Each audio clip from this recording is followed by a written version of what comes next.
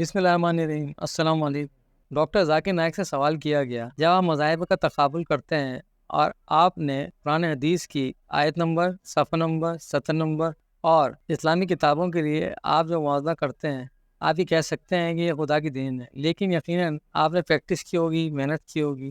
آپ ہمارے نوجوانوں کو بتائیں کہ آپ نے کس طرح سے اپنی یادداشت رواں کی ہے، اس کا راز کیا ہے؟ اس کا جواب دیتے ہوئے ڈاکٹر ذاکر نائک نے فرمایا، آپ کے سوال کا جواب یہ ہے کہ اس میں 3 چیزیں ضروری ہیں۔ نمبر 1، اللہ کی مدد۔ اللہ تعالیٰ فرماتے ہیں سورہ عمران، سورہ نمبر 3، آیت نمبر 160، اللہ تعالیٰ جس کی مدد کرتا ہے کوئی بھی اس کے اوپر حاوی نہیں ہو سکتا، اور اللہ جس کو چھوڑتا ہے کوئی بھی اس کی مدد نہیں کر سکتا۔ اے مومنو، اللہ پہ ایمان رکھو۔ نمبر 1، کوئی بھی کام، چاہے آپ کا بزنس ہو، دعوتی میدان ہو، اللہ کی مدد ملے گی تو آپ کامیابی پائیں گے۔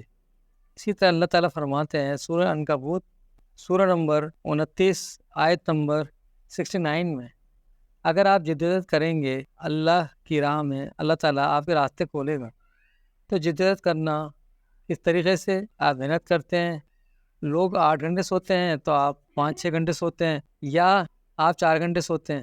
آپ اللہ کی راہ میں کتنی سیکریفائس کرنے کو تیار ہیں، چاہے وہ ٹائم کا مسئلہ ہو، چاہے نیند کا مسئلہ ہو، چاہے پیسے کا مسئلہ ہو۔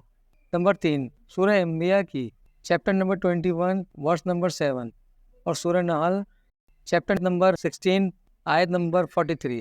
اگر آپ کو وہ نہیں پتا تو اس سے پوچھو جو ایکسپرٹ ہے، اور ایکسپرٹ آپ کو ٹیکنیکی باتیں بتائیں گے۔